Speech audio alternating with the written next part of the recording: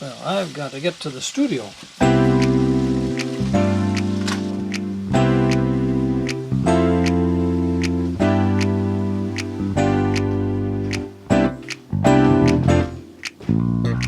know, our religion, our faith, has to address the environment, has to address the community, has to address issues of poverty. What are some of the things you liked about Chicago? Oh, the Art Institute. And one of the things I know that you and I share is Chicago. This is true. Really distinct goals. Our primary interest was in campaign finance reform, but we were also interested in election law and in civil union. And better and cleaner politics in Oregon. Dan, good to have you on Speaking Frankly.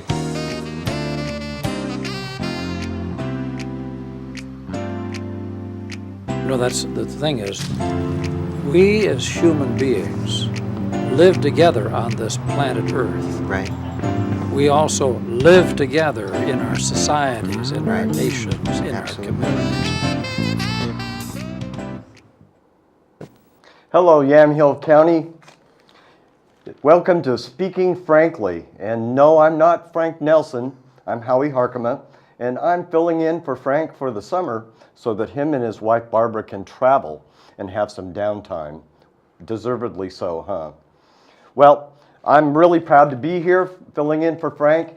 My next week guest will be Liz Stein, but this week we have Sal Peralta, who is a current candidate for Yamhill County position number 1, County Commissioner, and I would like to introduce Sal Peralta. Hi, Howie. It's great to see you again. It's great to see you, Thanks Sal. for having me on the show.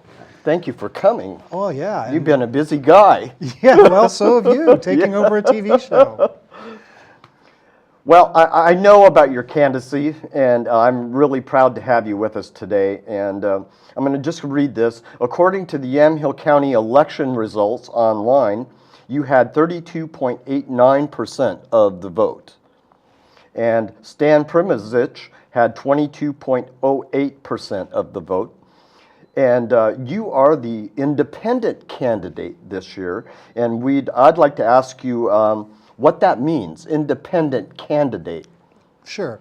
Well, you know, the race is a nonpartisan race, but I'm very proud to have been endorsed by the Independent Party, the Democratic Party, the Working Families Party.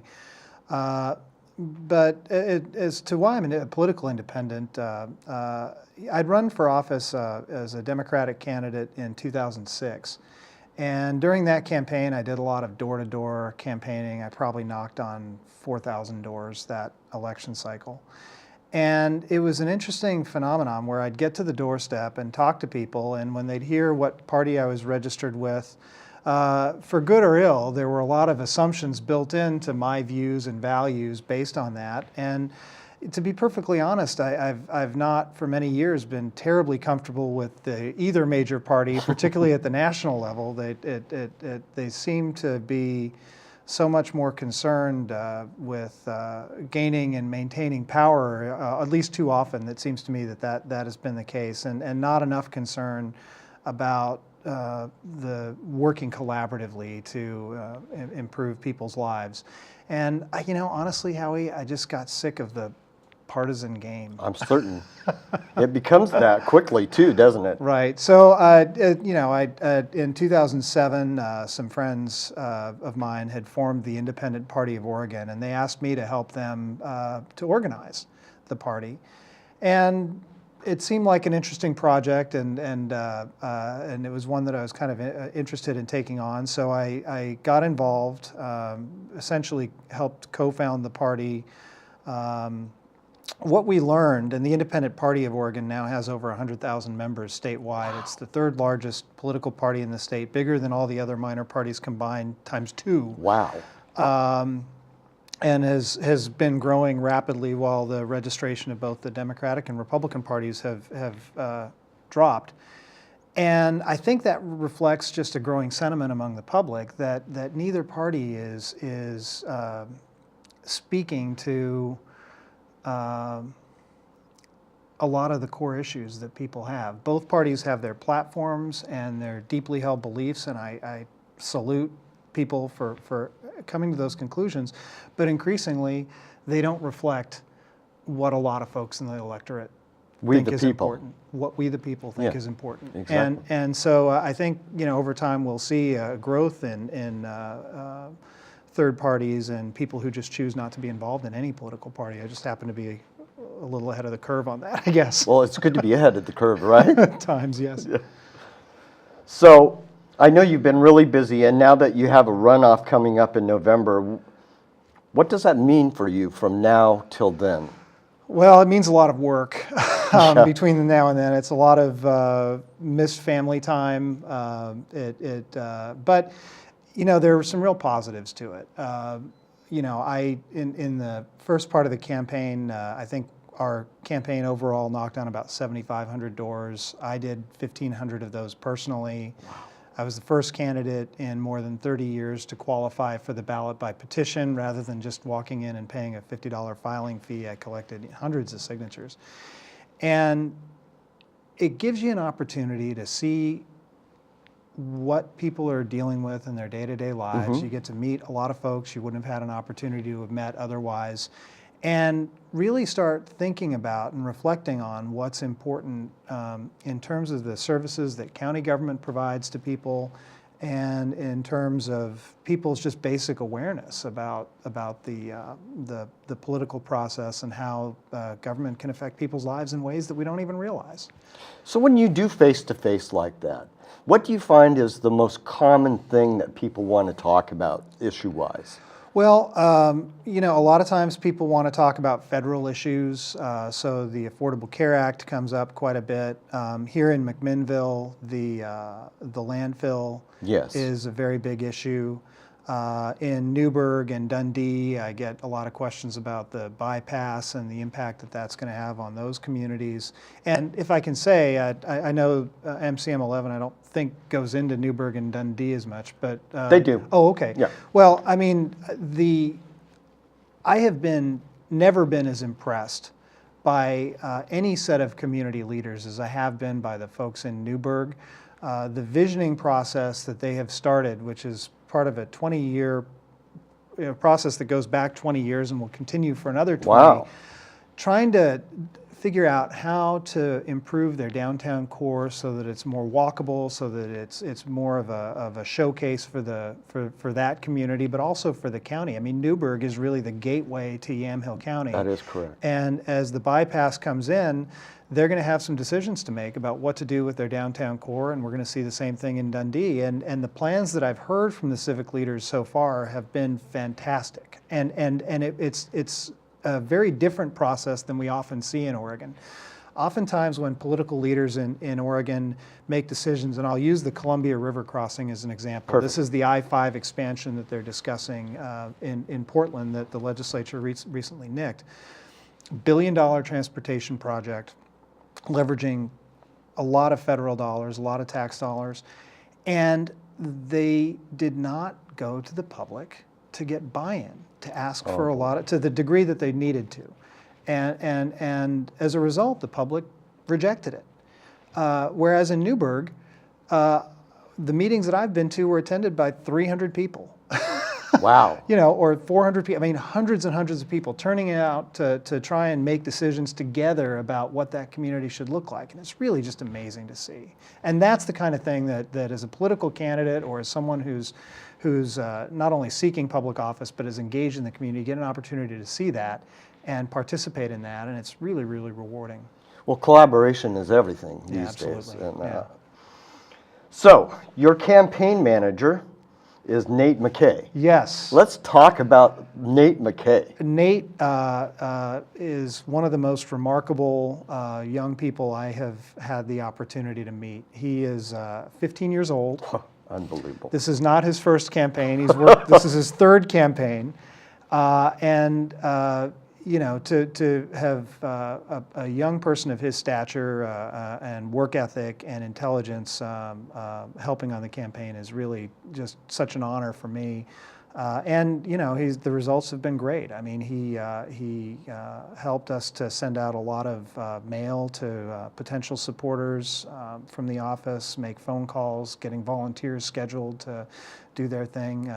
Really, much of what we were able to do during the primary wouldn't have been possible without his help. Well, energy is everything, and at Yes. 15, we all had a little bit of energy. Yes. I'm glad that you pulled someone of that stature at that young age. Well, it helps when it's a 15-year-old's energy, but with the intellect and the maturity of someone much older. I'm certain of that. So upcoming, I'm sure you're going to do some town halls. You're going to be working with some service organizations and have some coffees. So what do you see? Well, I am a big believer in grassroots campaigning. Awesome. Knocking on doors, talking to people, going to coffees, and if anybody's listening to the show that would like to help out with the campaign, my website's votesal.com or salperalta.com. And really, you know, if I can get out and meet folks, meet their neighbors, I think that I'll be in a fairly good position overall. And we did the campaign a little differently. The primary campaign we did a little differently than what they teach you in candidate school. Most political campaigns do targeted direct mail. The idea is you have a bunch of voters who believe in something very passionately about the environment, or they believe very passionately about animal rights or whatever, and you do targeted mailings to those people saying how great of a champion you are for their cause, and you add up all these groups and then that's your electoral majority. I took a different approach. Instead of doing glossy mailers, I did a campaign newspaper that we mailed to every house in the county. Yes. And the idea was I wanted to give every person in the county the opportunity to learn about what my priorities are, who I am as a candidate, what my values are, some issues that I think are relevant and that are going to impact people's lives in the community. And I'm actually kind of proud. One of the issues that we took on in this newspaper was the Willamina school bond. Yes. Willamina very seldom passes bond measures. And the school bond has gone up previously and been defeated by fairly significant margins. This year it passed narrowly, I think fewer than 30 votes between winning and losing. And I'd like to think that taking that issue on in some small way, we might have helped to pass that bond measure. And it was such an important issue. The school district the school there has an antiquated fire safety system. The buildings were in tremendous disrepair. And they were looking to improve their agricultural training and metal shop. And this bond, its passage will allow them to do all of those things. So there's going to be kids there graduating from Willamina High School that are going to have skills that they'll be able to use right here in Yamhill County without going to college. And they can, literally from the day they graduate, they'll be able to go out and say, I have these skills, and go out and seek employment here in the county. And that's really an important thing to me because vocational training, particularly at the high school level, has fallen off so much. We've kind of shunted all of that work to the community colleges. Yes.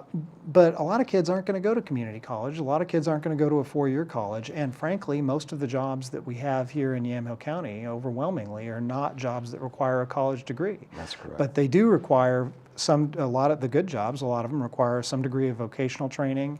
And so any place where we have an opportunity to expand those kinds of programs and create opportunities for kids to be gainfully employed, particularly in places like the West Valley that have been hit so hard economically. Exactly. I think we need to be doing that. And I think we need to be doing better than we've done in terms of leveraging both state funds and federal funds for both for the purposes of vocational training, but for the purposes of economic development generally, because we need to be recruiting more businesses, we need to be attracting more businesses into the community, and these are things that we can be doing and that we're not to the degree that we should be yet. That's awesome. I know that from St. Barnabas Soup Kitchen standpoint, the FFA group down in Willamina Sheridan contribute a goodly amount of produce through the summer through their gardening programs. And so we're really lucky to have that base down there that does so much agricultural work, Yeah. and that really is mindful of the need within Yamhill County to grow that produce and bring it to the different feeding ministries, and it makes a huge difference. And it makes a difference in their lives to come into a place like St. Barnabas and do the service work of feeding the hungry of Yamhill County. Seeing the fruits of their labor. Yes. Well, I'm glad you mentioned that, in part because we've known each other for years. Yes. But I don't think I have ever thanked you for the work that you've done at St. Barnabas. Or if I have, you deserve more thanks than you've received. I mean, to have dedicated the last several years of your life to feeding the hungry and to serving a huge need in this county. And I think a lot of people don't realize how many people are in need of just basic help. It's an amazing number. Yeah. Most people would be blown away. Yeah. So, debates. Let's talk about debates. What's coming up? Well, I don't know that there are going to be any debates per se, but several groups will do town halls. The Farm Bureau and Thousand Friends usually do a debate in the fall. The city clubs, or a town hall, a candidate forum. Right. The city clubs will usually do a candidate forum. So I'm looking forward to participating in that. And again, for me, the nuts and bolts of campaigning really come back to letting people know what's important to you, and then allowing them, at least giving them enough information so they can make an informed decision about whether your priorities match with their priorities. And that's what I'm going to be focused on for the next 6 months. That's awesome.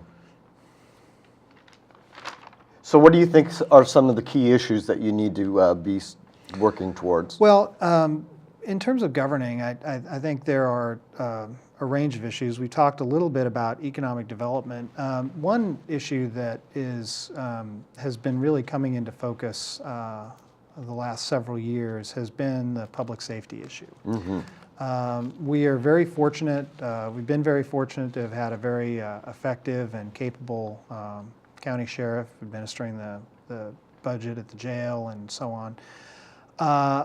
But we find ourselves increasingly getting pressure from neighboring counties that have not invested in the same way that Yamhill County has done in public service. The Polk County Sheriff's Office is now down to fewer than 10 hours per day of coverage. Wow.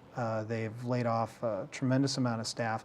And we're seeing that that's actually causing a little bit of pressure on Yamhill County Public Safety Services. Mm-hmm. I did a ride-along with one of the sheriff's deputies a few months ago, and we were at around 2:30, they had a weapons complaint in Polk County near Grand Ronde. And it was called in to the Yamhill County Sheriff's Office by the tribal police. Now, this was in Polk County, but the Polk County Sheriff had turned in for the night, and they were done. There was no tribal authority that was available, and so the Yamhill County Sheriff had to respond. And that pulls a deputy, one or more sheriff deputies, if they want to be safe, out of Yamhill County and into Polk County on a pretty busy night. And so that's a concern, and we hope that the folks in Polk County step forward and meet their own public safety obligations. But that's something to consider. The other factor relating to public safety, and again, a lot of this ties back into just jobs in the economy, mm-hmm. is that when you get people working every day in a good job. You find that as your employment increases, crime rates decrease. Always. And so the best thing we can do to improve public safety is to improve job opportunities, Absolutely. Economic opportunities in places that really have very limited opportunities today. So here we're thinking, Willamina Sheridan would be a great place to expand the economic opportunities and to make sure that those communities have the tools that they need not only to recruit new businesses, but to help the businesses that they have succeed. And to bring new job growth to Yamhill County, what's that going to take? Well, it's going to take a good job of marketing, which Yes. Actually, thankfully, through Grow Yamhill County and some other collaborative events that have been in part spearheaded by the county, but in part also spearheaded by the McMinnville Economic Development Partnership and also the local chambers of commerce, downtown associations. That is a really good first step. But the second part of that is more than marketing. We also need to be taking advantage of programs that incentivize businesses to relocate here. Yes. And so, for example, one example that I've mentioned frequently is the Strategic Investment Program, which is a state fund that they provide a limited amount of tax credits for businesses that want to engage in capital construction projects, build a new facility. Right. For the purpose of expanding their workforces in the state of Oregon. And McMinnville is one of just a handful of cities that meet the criteria for that program, and yet Yamhill County has never pushed for SIPS funds through the state, and it can be millions of dollars that can be used to incentivize businesses to relocate here. The second thing is, it's interesting because there is a sense that the tax liability of a county has a tremendous effect on economic development. Businesses won't go to your county if you have high taxes. Well, Yamhill County has reasonably low taxes. There are some counties with lower Sure. property taxes, and coincidentally, they don't have public safety services and Right. a lot of the things that we need. So businesses they might ask what that question is, but they never get to that question if they haven't first answered the question affirmatively: where do I get my workers from? Where am I going to hire my workers? And so what we need to be doing is making sure that we are doing a good job of educating our kids, Yes. that we're providing educational opportunities for young adults who are maybe graduated from high school but didn't go to college and are kind of looking for their career. Something better than fast food. Yeah, and I mean, that's not to discourage people. I've known people, I had a friend who was a short order cook when I worked at Willamette University, and I'd go in there and get breakfast, and I'd talk to him about what he did. And he was working as many jobs as he could to make ends meet, basically at minimum wage. So he was a short order cook at Willamette. He worked at the Plaid Pantry here in town. He had a couple of other jobs where he's piecing together, and between all of them, 60 hours a week. At the time, I think the state's minimum wage was around $8. Sure. So he was looking at, before taxes, $480 a week, working 60 hours a week, trying to make ends meet for himself, his wife, and they had actually taken in their grandchildren. I mean, that is a hard burden for people to bear. And the idea that you'd be piecing together 3 or 4 jobs like that, which a lot of people are doing Yes, in this I see economy. it all the I mean, time. the average age of a fast food worker is not 15, 16, 18 years old, it's 26. Sure. And so I really think that my generation, perhaps my parents' generation, has not left the country in a better place than we found it, at least in terms of opportunities for our kids and our grandkids. And that's really one of the things that drew me to public service in the first place was when in 2006 when I ran, my daughter had just been born, but as I was contemplating the idea of running, I was expecting my first child, and I said to myself, can I honestly say that we as a country are passing on a better world than it was handed to us? And I couldn't answer that in the affirmative. I don't think we have, and so it motivated me to run for the state legislature that year. And a big part of what motivated that run was that the state of Oregon had to make significant budget cuts due to an economic downturn that we had. But during that same period, the corporate kicker, which refunds money if businesses have paid more in taxes than that were anticipated in the budget process, the corporate kicker kicked in only for corporations, not for individuals.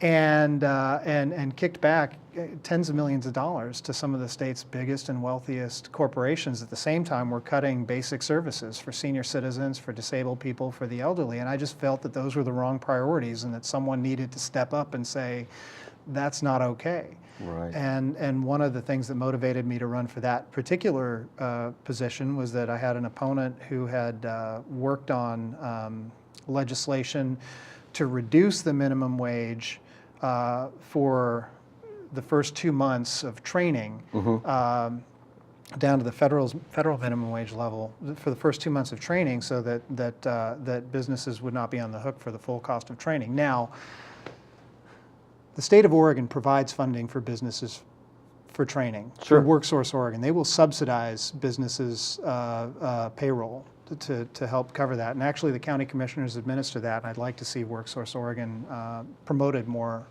effectively within Yamhill County. It's one of the things that I'm running on.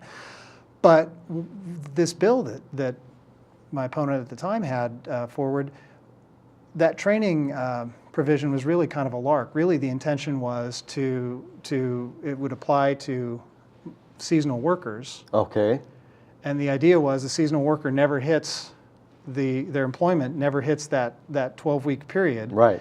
And so they're constantly training workers, even if they've been doing it for 20 or 30 years, and so they never get minimum wage. And it was just this sort of windfall payroll cut for working people. And it didn't sit well with me, and that was one of the reasons that I ran at that time. On flash forward to 2013, why run for county commission? Yes, why? And the reason really was that I felt, having worked for most of my adult life as a public policy advocate, both at the federal level and especially at the state level, Right. That it was really the place where I could do the most good. We have one very experienced commissioner who has now resigned and moved on to the Association of Oregon Counties, and Mary Stern. Kathy George was term limited out as well, another very experienced, very effective commissioner. And Larry George, who was really probably the most effective member of Yamhill County's legislative delegation in Salem, was also retiring. And I felt like we were facing something of a vacuum in leadership. Mm-hmm. And I have worked for the last 6 years in the state legislature on a pretty regular basis on 4 or 5 key issues: consumer protection, economic development, increased transparency in government, and campaign finance reform. And I've developed a lot of relationships with people in both parties and have had some successes in moving a legislative agenda. And it made me think, well, that is one role that we need to fill at the county level. We need someone who can advocate for Yamhill County's priorities effectively and work with other government entities, both the tribe in Grand Ronde, the federal government, the state government, and the cities.